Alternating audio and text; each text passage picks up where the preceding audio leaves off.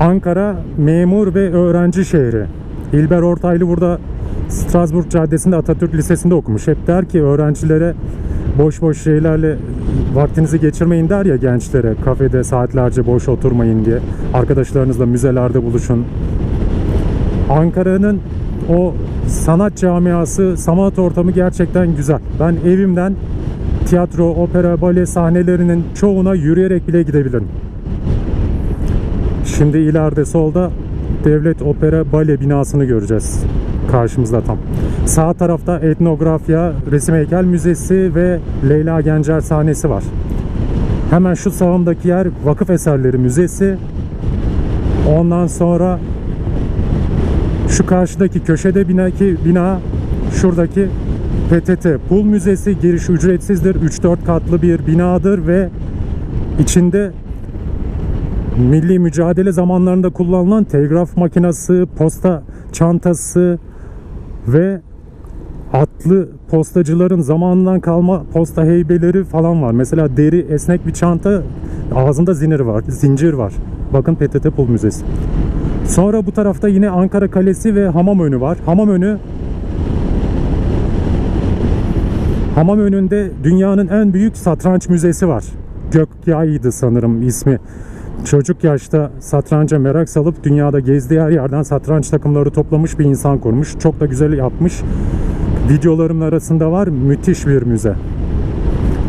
Ondan sonra kalede Anadolu Medeniyetleri Müzesi var. Mükemmel bir müzedir. İç Anadolu'da birçok yerde, Çorum'da, Haymana'da, Kazılar'da inşaatlar sırasında çıkartılmış eserleri toplayıp getirmişler oraya. Çok güzeldir.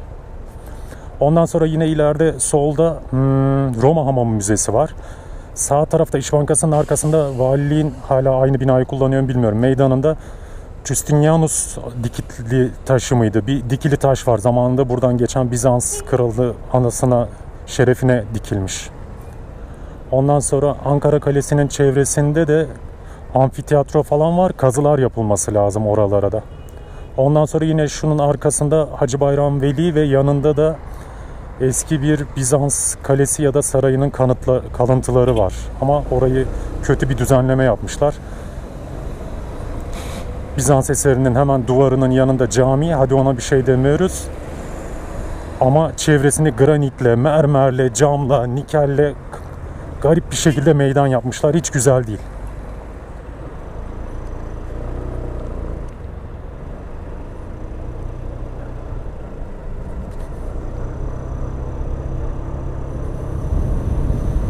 Ondan sonra burada eski bir kilise de var. Hazır gelmişken o zaman Ankara Kalesi'ne çıkalım.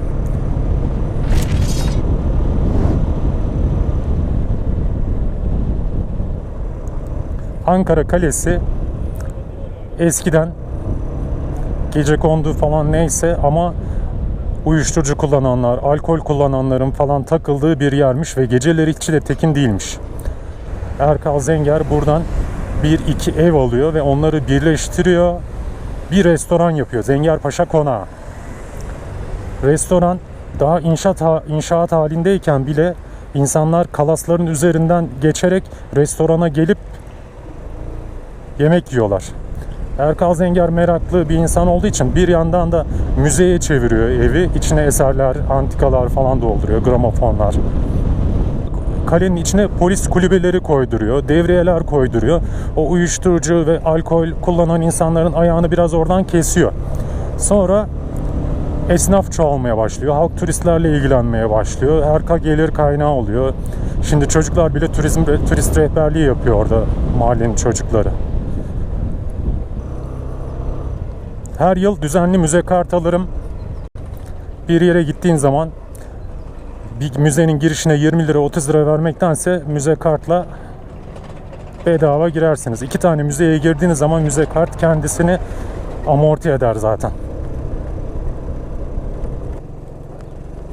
Kafeler de güzel, parklar, bahçeler de güzel tabii ki ama insanlarla buluştuğunuz zaman müzeleri de öyle gezebilirsiniz. Oralarda çok güzel ortamlar. Müzelerin çoğunda artık kafeterya da var içeride, çay bahçesi de var. O ortam güzel. Ülkemiz tarih ve turizm açısından öyle güzel ki Yani dünyayı gezmek de güzel ama dünyayı gezmeden önce ben elimdeki nimeti bir kıymetini bilmek, değerini bilmek, Türkiye'nin her yerini görmek isterim önce.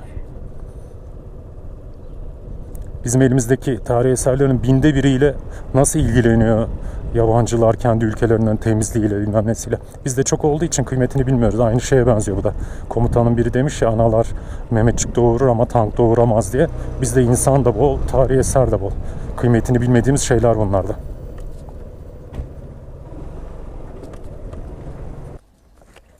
Merhaba. Yarım kilo kadar karışık krem alacağım da size zahmet ben seçeyim harcım hangisinden alacağım. Hazır karışık olmasın yani.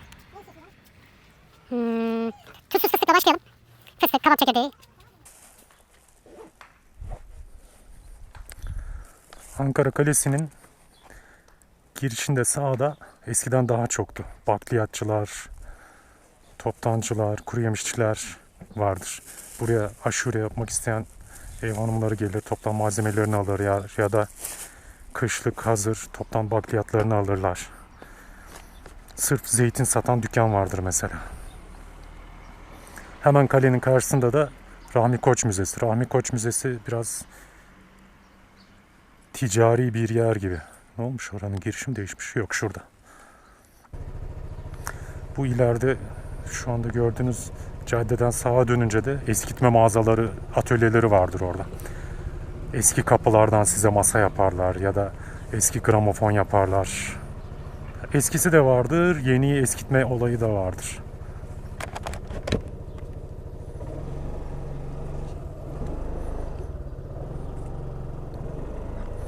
Kale güzel bir yer. Bir şehri bilmeyen yabancı bir misafirinizi getirdiğiniz zaman gezdireceğiniz bir yer. Ayrıca kendiniz güzel günlerde çıktığınız zaman da başka bir şehre gelmişsiniz gibi güzel vakit geçireceğiniz bir yer. Ben severim ve sık sık gelirim. Anadolu Medeniyetleri Müzesi'nden söz etmiştim ya, şu anda görüyorsunuz. Buraya da mesela farklı zamanlarda farklı eserler gelir. Yurt dışından getirilen eserleri burada görebilirsiniz. En son buraya geldiğim zaman Kırgızistan'dan mı gelmişti? Altın elbiseli adam diyorlar ya. Çok eski bir tören kıyafeti, altından işlenmiş. Onun reprodüksiyonu buradaydı. Replikası. Ulus esnafının güzel yanı da toleranslıdır. Büyük AVM'lerdeki mağazalar gibi sert değildir kuralları. 2 tane pil mesela 6 TL'ye aldım.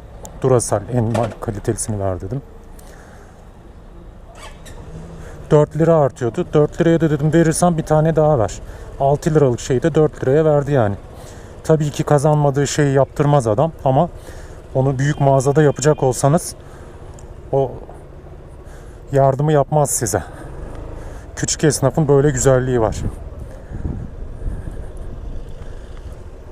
Biraz uyanık olmak lazım esnaflık için tabii ki. Buradakiler de öyle ama siz de işinizi bilirseniz, iki tarafta kazanıyorsa uyanık olmasının bana bir sakıncası yok. Ben o yüzden seviyorum.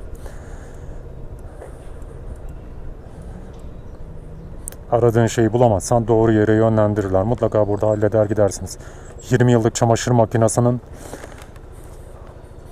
kayışını da bulursunuz. Evde bozulan fırınınızın düğmesini de bulursunuz. Elektrik süpürgesinin motorunu da bulursunuz.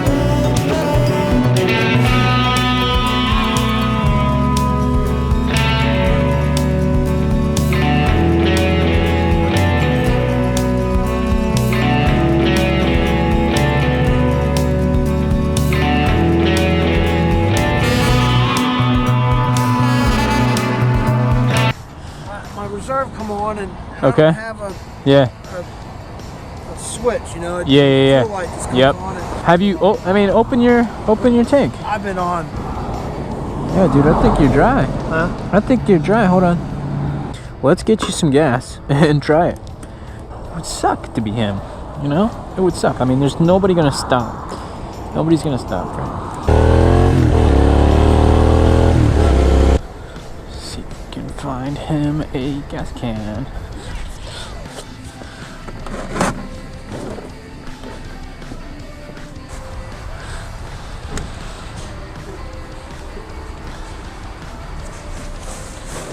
We did it, man. Let's just hope it works, man. Huh? Let's hope it works. Yeah. There we go, man.